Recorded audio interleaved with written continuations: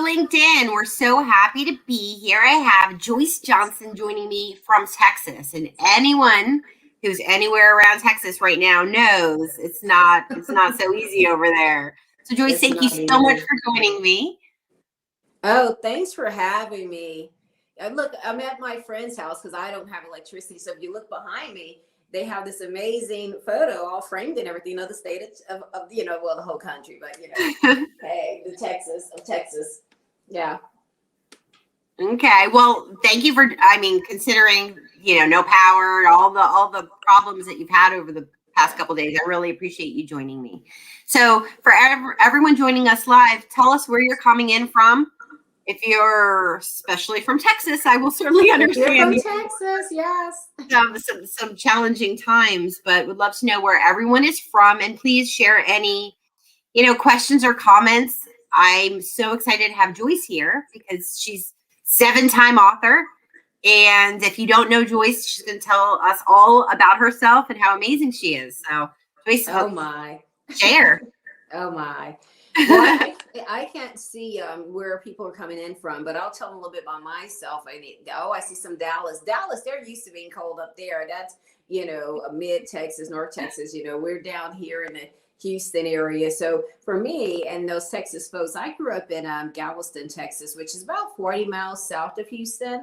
It's an island and right in the Gulf of Mexico. And then I went to college about 40 miles north of Houston at an HBCU, Historical Black College University, Purdue A&M University. And so I have been in sales. First of all, I just love the title of the show. I have to tell you that, Jen. Sales and Oh, Leadership with Heart. I just love it. thank you. I shared on one of the posts when someone asked me about leadership style, and I said, I just led with my heart and common sense. And I think that if you start there, you can't go wrong. So yeah, so I've been in sales. My sales career spanned, 20 plus years, and sports and communication, education, but mostly a lot, and especially in my last years in oil and gas and supporting that oil and gas industry. I've always done some consulting work and being sort of what you call the corporate entrepreneur. And Yeah. so with that said, in 2019, really 2020 was the official launch, January, of Y Sales Network. And this year we launched Y Sales Network Student Foundation. So hopefully we can hop into that a little bit later. But that's me. Well, I'm so happy to have you. I've gotten to follow you for a while now. I think I originally found you in the National Association of Women Sales Professionals, right? I think you Yes. did an event over there. And I was like, oh my goodness, she's amazing. I need to know more about her. So I was so grateful that I found you. Andrew says, no, I can't say we are used to this Oh, over there. Dallas said they're not used to it. It is at a different max level that in Texas, but we're all hanging in here. Jonathan's joined us. He's up north. We've got Okay. Some we've got Orlando. Orlando. Yeah, it's not so rough Oh, over here in Florida. yes. So, As a matter of we've fact, got yesterday Jill. was warmer in New York. I see someone from New York. Yesterday was warmer in New York than it is in Texas because I keep New York on my phone because it's one of the places that I love, Jill. So I always keep New York on my weather app. Oh yeah, no, and I check out the different areas of the country. We've got someone Pakistan. All right, we've got San San Francisco. Fran. I lived in the Bay Area for about 4 years. I worked in San Francisco. Yeah, so we've got a lot of people joining us, which is awesome. I'm always happy to see when people take the time to spend a little lunch with us. Yes. So when I saw your book, I know when we first met, were talking about the Y Sales Network, and you told me a little bit about the book. I have not gotten it yet, but it's on my list, right? Okay. Tell me about this book because the idea of no back doors, I want to hear more about that and share with the audience. Yeah. Yeah, well, no back doors for me. I write a lot of business books. I read a lot of business books, and my books have all been written on sales and, why sales for college students, top 10 sales tips for college grads. I call myself the sales champion. I am always an advocate of people getting into sales and the sales profession. And so this was the first book that I wrote that my team is calling a memoir.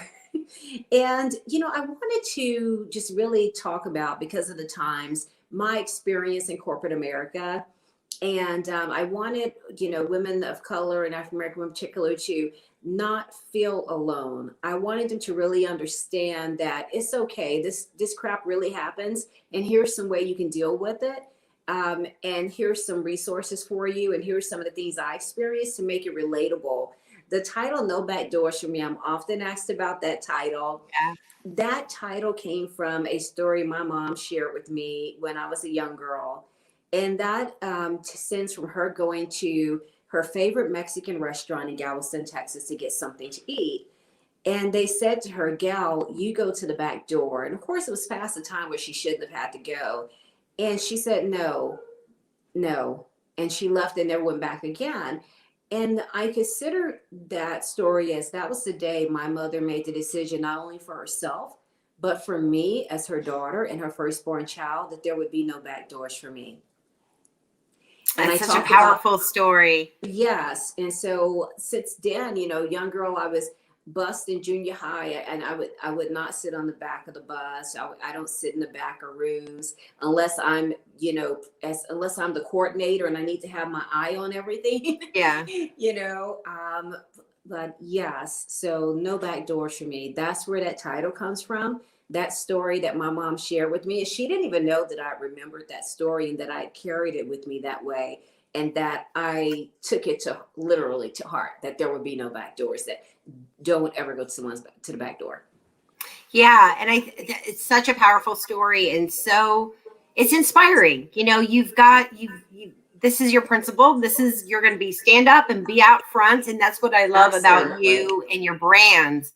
You're bold red, and you're there, and you're ready to be heard and seen. And that's what I love about you. Yeah. So that's amazing.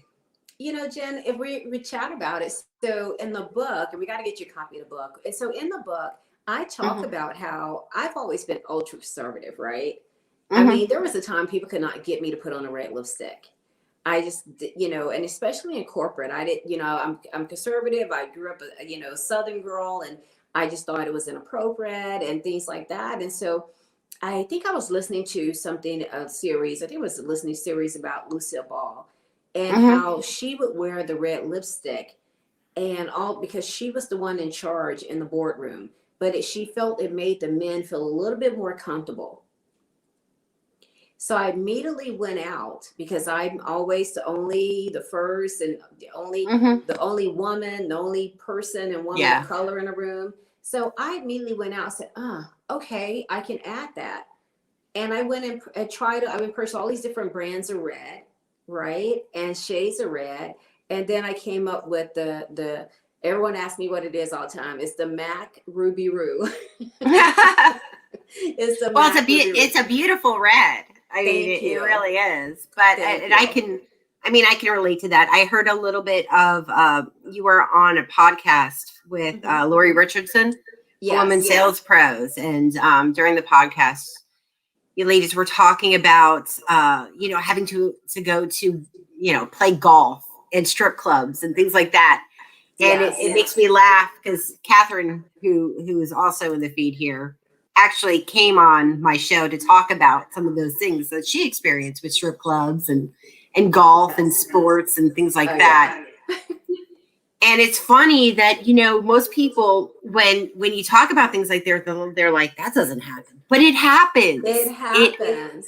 Happens. And so every time I hear someone say, yes, it happens, I'm like, yes, it happens. Exactly. And it's important. Like I said, that's why the book is so important. And I didn't put that story in there. Maybe I put it in volume 2 or something. But I remember us going back and forth about, the golf scene and the strip clubs and all of that happens, right? And so it's very real for women to be put in that situation. And the first time it happened to me, I was with like my vice president of sales and his girlfriend. Not the wife, the girlfriend. And and we end up at this club, and a strip club in Corpus. And then another girl comes, and it was just so out of. And I'm just sitting there to myself thinking, Joyce, how did you get yourself into this one? like, what do we do now? Oh man, the first time for me was at a trade show. And Yes. so afterwards it was clients and prospects. Yes. So it's like they want to go to a strip club. Yeah. Am I going to the strip club? Am I going? If I Yeah. don't go to the strip club, is it going to affect my pipeline? Right. Like what's the impact if I don't go to, and I'm just standing there thinking to myself, what's the impact to my pipeline if I don't go to the strip club? Or take them to the strip club? Because, you know, how am I going to explain I didn't take them out to my leader, right? That Right. I just kind of let them go. Yes, I'm right. like, oh, I'm going to a strip club. And you think about it, so many years, Mhm. that's where all the real conversations took place, right? Because so people think the strip club, that they're just in the strip club or at a golf course, they're just there and playing golf. No, those are where the real conversations happen. That's where they're saying, oh, we need to expand this team. Who's going to lead this team? And Yeah. so for so many years, I believe that's why women were, and I guess I should say still are left out, for not being in those places. And so I share in my book, one way to make sure that we are engaged is that, they're going to look to us anyway to coordinate, right? And so just raise your hand and say, hey, let's all get together. Yes, I'll schedule something, right? And don't be afraid of the golf course, because most of them can't play golf anyway, right?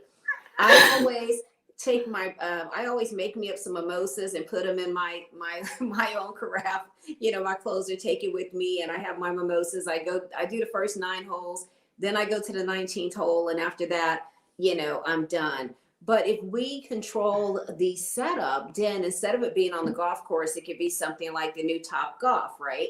I used to coordinate a lot of bowling outings because I am actually a half decent bowler on some days.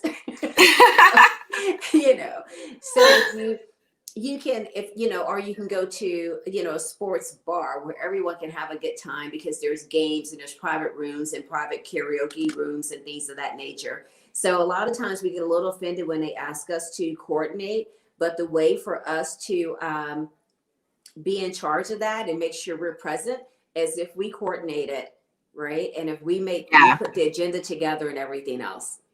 Yeah, no, it makes it much easier. You figure out what the spend would have been and come up with something really fantastic that they'd be like, oh, this is really cool. Absolutely. And it's a win all the way around, because then you don't have that awkward, like, oh my goodness, here I am doing this. Because I can't play golf, and I've gone to play golf. Like, I've gone after practicing and played golf, and it was really bad. They were golfers. They were like good. When you play the best hole game, right? Everyone can get one, where your ball gets, selected at one time, And if not, don't worry about it. You were there, right? Yeah. No, I was there. I've learned over the years, though, Top Golf.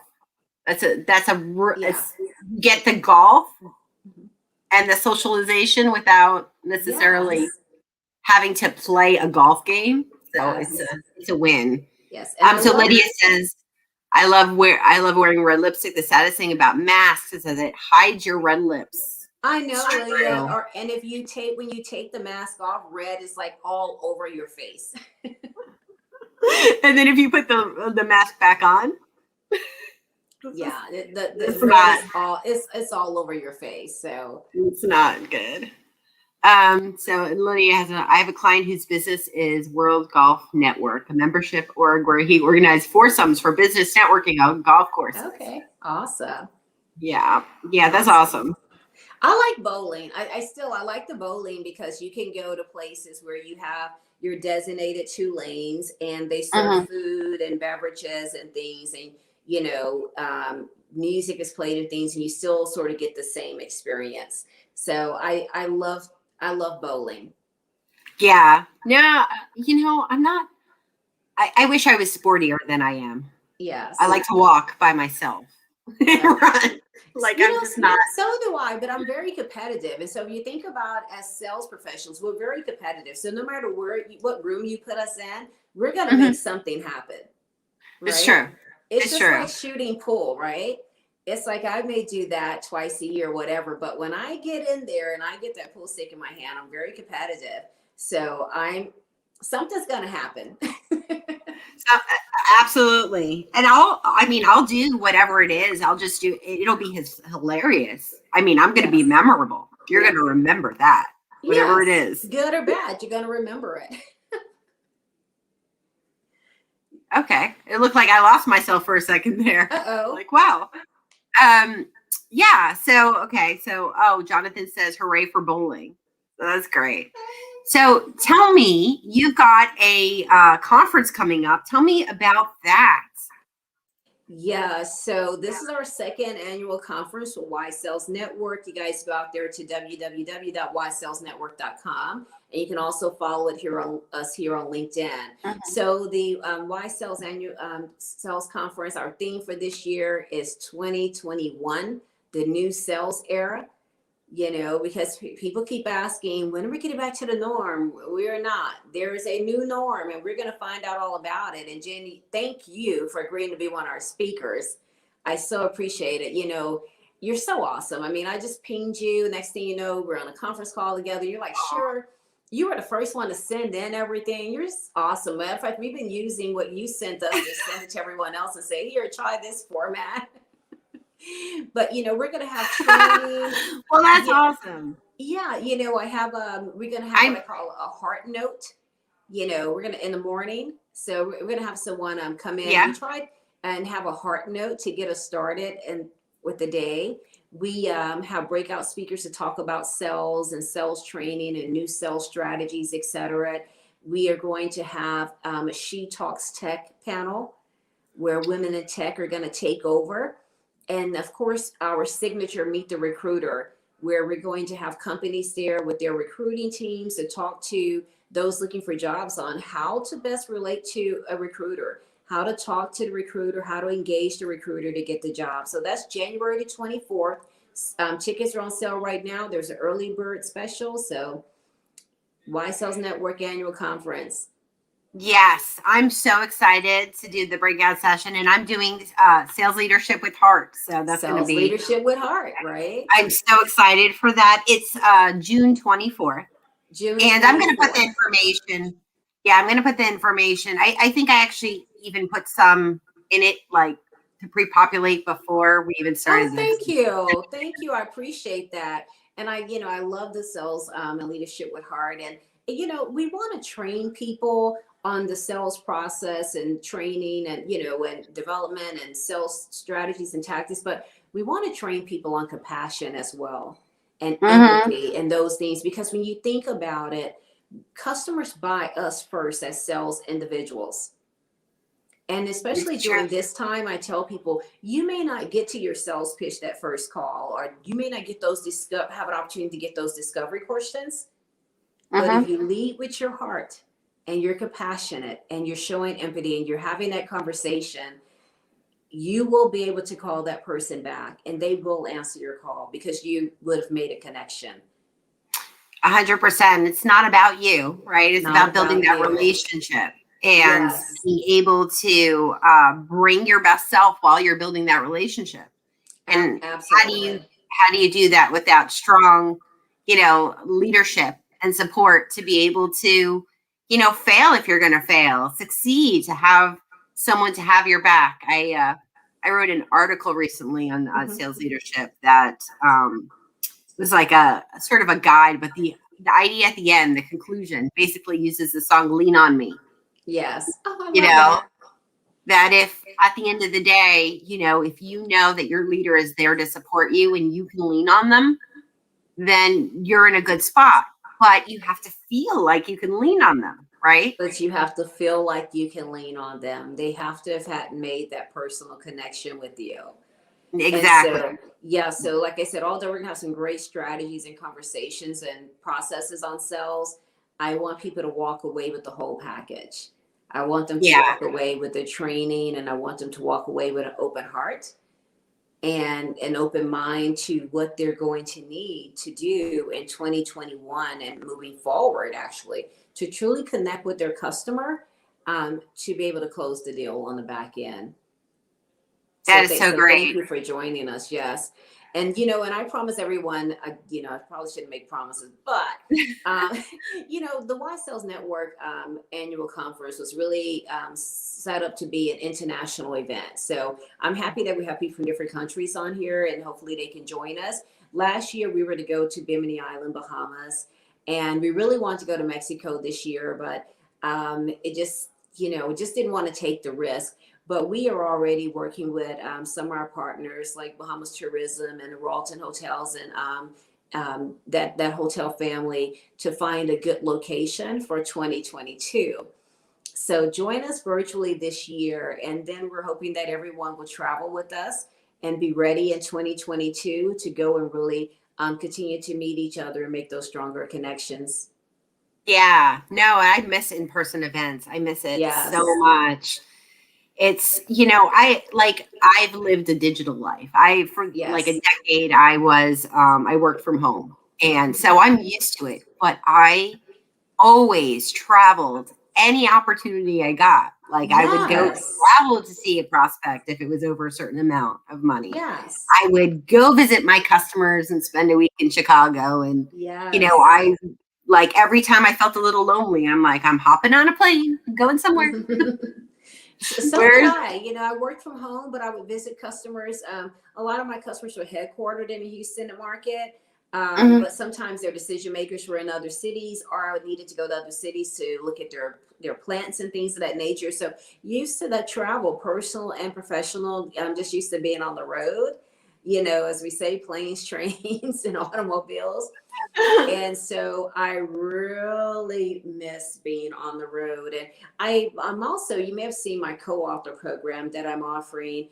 I worked on a co-author program maybe about 18 months ago called Visionistas. And Mhm. I was so inspired by it because what it did was it gave me a lot of content and exposure. I was able to take that one chapter that I wrote in that co-authoring book and turn it into a LinkedIn article, a free download. I put it as an ebook, and then I spoke on the topic for a year: how to reinvent yourself, right? That's And awesome. right, so people always asking me about becoming an author, saying they would love to become an author and what have you. So I curated a co-author program with my publisher over Self-Publish in 30 Days, Darren Palmer, and it's just called Color Outside the Lines. Stories of extraordinary leaders and stories about extraordinary leadership. So all that to say is we are going to Mexico March 4th through 7th. We're going to be in Cancun, and Uh-huh. we'll go live to some people with a writers boot camp, and then with others, we're hoping to have at least a handful of more people there in person. But just to say, I have the travel itch, and it's time to get out. So It's time we'll to be get in out. Mexico. It's time to get out. Yeah. So if they go to my website, IamJoyceJohnson.com, they'll see the personal side, and my books are available for sales there, as well as they can take a look at the co-author program and the Mexico trip. Mhm. Oh, well, Yeah. that sounds amazing. I'd love to go to Mexico. I don't, Well, come on, I got the Jen. little kids, so I can't. Oh, I won't yeah. be going to Mexico No, yet, can't do it but then. I'll have to hold off on that for a minute. But Yes, can't do it. what you gonna do? So when we came on, we talked briefly about Sales for the Culture, right? Yes. Which is an organization that is trying to get more Black people into tech sales, and I think it's an amazing initiative. I stumbled across it with Morgan Ingram, Yes. who is one of the co-founders. And I just think, the idea of getting more different people and diversity into sales is so important. And I know this is a topic you talk about a lot, the power of diversity Yes. and creating inclusive cultures. I would love for you to just talk a little bit about that, about creating inclusive cultures and your thoughts. And I wrote an article recently. I think it was I posted on LinkedIn. Yeah. We need to have more African Americans in sales and in sales leadership. And when I look, and even with my college babies, when I look on LinkedIn, there's more job openings for sales than any other profession. A few weeks back, I went and I Googled sales jobs on Indeed, another huge platform, and there was like 400,000 jobs. So when you look at a culture of people, and like such as ourselves, African Americans, where there are not a lot of jobs, we have this sort of stigma about sales, and I'm really trying to do my part to help people get past that, because I want people to understand that you have transferable skills.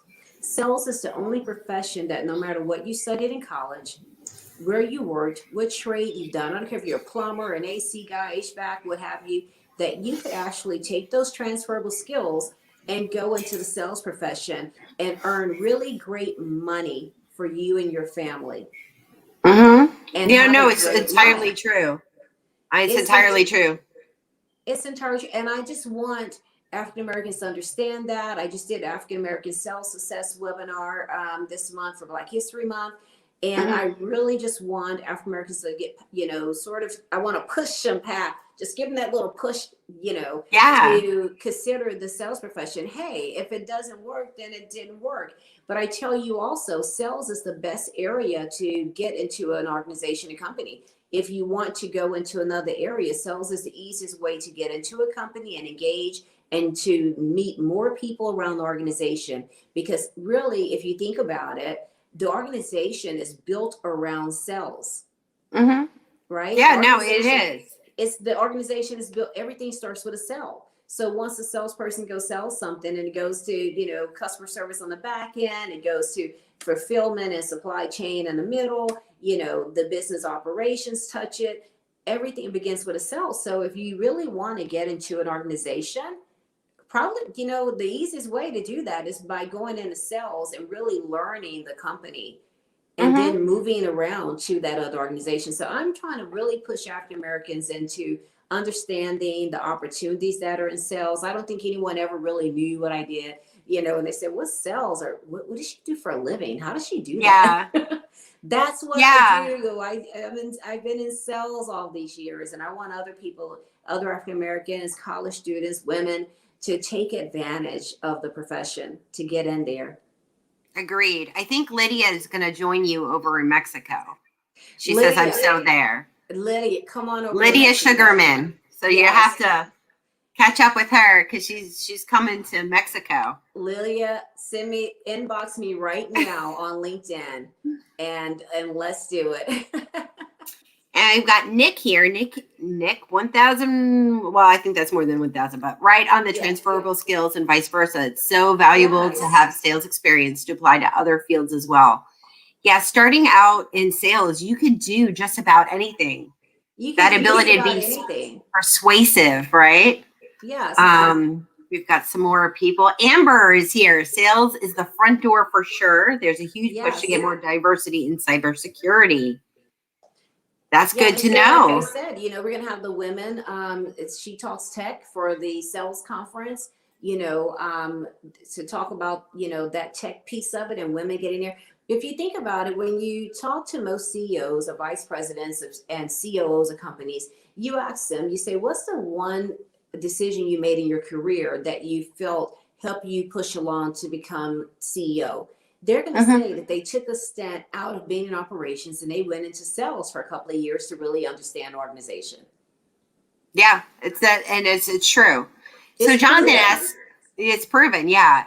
Jonathan asked a question: is sales as good today as a decade ago, with the average tenure hovering around 18 months? I think if you're in entry level at 18 months, you're on your journey now. 18 months also happens to be the length of a tenure for a VP of sales, right? So Right. 18 months as a VP of sales. Well, since so many of one certain type of person tends to be a VP of sales, then maybe that tenure, is talking really about something else. And I Just don't saying. really think the tenure is 18 months. I mean, I think a lot of people may go into sales and they don't understand they're going into a sales job because the company has advertised it as customer service or something else. Like I said, if you're a financial advisor, real estate person, customer service at enterprise, when they're walking you to the car, they're selling you right at the rental car places. you are in sales. And so what happens, a lot of people don't really understand. And that's what I'm hoping to teach people. Why Sales Network? They don't understand that they're taking a sales role. So they don't understand the expectation of the job, right? Mm-hmm. Now, and I was just saying, I normally stay with a company 7 years before, like, okay, it's time to do something else, right? I know that 18 months for me, when companies were talking to me last year about helping them with diversity programs, and they were wanting to have a 1-year plan, I was like, absolutely not. You need at minimum a 3-year plan, because 18 months is just where a person has gotten comfortable. So it may not be the sales job, but any job. If a company doesn't do well with the onboarding process, the support and mentorship for that first 18 months, that 18 months is key. Mm-hmm. Then they're going to have turnover. But if they can get past that 18-month hump and get over to 2 years and 3 years, now they have a solid employee engagement. That's going to be a person that's lasting in the career. I think that you make an excellent point there. Yes. And it's also about culture. Yes. Right. So that 18 months, is more than just about whether they like the sales profession. Absolutely. It's about where they are. Do you like where you are? Do you have mentorship? Do you have training and development? Is your leader, see a lot of these leaders putting subservient leader and things like that on their LinkedIn titles, but that's really what someone says about you, and have you really been told that, or that's who you think you are? So those and the leadership piece and extensive leadership training is really key for companies, because a lot of times the employee doesn't leave the company. It's been proven. They leave the leaders, right? Yeah. They leave the person that's directly responsible for their growth. I've had leaders tell me, well, I just don't know how I can help you. You're so talented. You're so, I just don't know how I can help you move forward with your career. So then I just have to take over my own career. And then they say, well, no, you have to get your leaders, you have to get your leaders buy-in. And I can spend all day on that one. I talk about it in a book. So, but yeah, that 18 months is key, but I do not think that 18 months is the average time frame for a person who's really in the right place and enjoys sales. But sometimes they don't realize that it's a sales job, and they don't really understand the expectations. Yeah, no, and I would agree with that. I mean, in so many cases, you see that, and I keep on going back to culture, but at the end of the day, it's about your direct leader and the environment that they're cultivating, right? So Absolutely. Why is turnover so high in sales? I think it's more than quotas, and it's people over metrics. Yes. Right. It's the short-term thinking versus the quota right now versus the long-term thinking of growth for beyond, right? Growth for beyond. But we're over time already. It goes so fast. I told you that 30 minutes go by really fast. But I need to connect with the organization. I need to connect with the organization. Maybe we can have them on to participate in the Why Sales Network conference, or maybe have them on some way I can support them, because I definitely want to be able to sponsor and support African Americans going into sales. Well, I'm going to actually play their short little promo at the end here. Okay. But at first, I want to thank you so much for joining me today. I am so excited for the conference and so excited to be participating. So thank you. I appreciate you, and I appreciate your time. You sharing a little bit about yourself. Well, I'm happy I'm in the warm home of my friends, and not sitting in my car like I was going to have this conversation with Peter on. Me too. But you stay warm, and thank you again. Let me play the promo for Sales for the Culture, because I sincerely believe that we definitely need to get more diversity into tech sales, but just in general, that there's so much power in just diversity of thought. So here we go. The lack of Black representation in technology sales is well understood. Many don't know about tech sales, and others don't think that they're qualified. For those of us already in the industry, knowing this career path exists is only the first step. As Black people, We need to feel like we can be excellent, and we need to be equipped to excel. But it's only one thing to realize this problem and another thing to do something about it. Because we value serving the community and we know that there's power in having a growth mindset and using our voices authentically, we decided to do something about it. Through partnerships and collaborations, we've created a community, an environment that attracts those who are aligned with our mission, advocates who help empower and enable people of color to get into tech sales while supporting those of us already here. We believe we succeed by learning from those who came before us because they paved the way. Working with those beside us because there's enough opportunity for everyone, and paying it forward to those behind us because knowledge should be shared, not hidden. We work hard, we play hard, we get this work.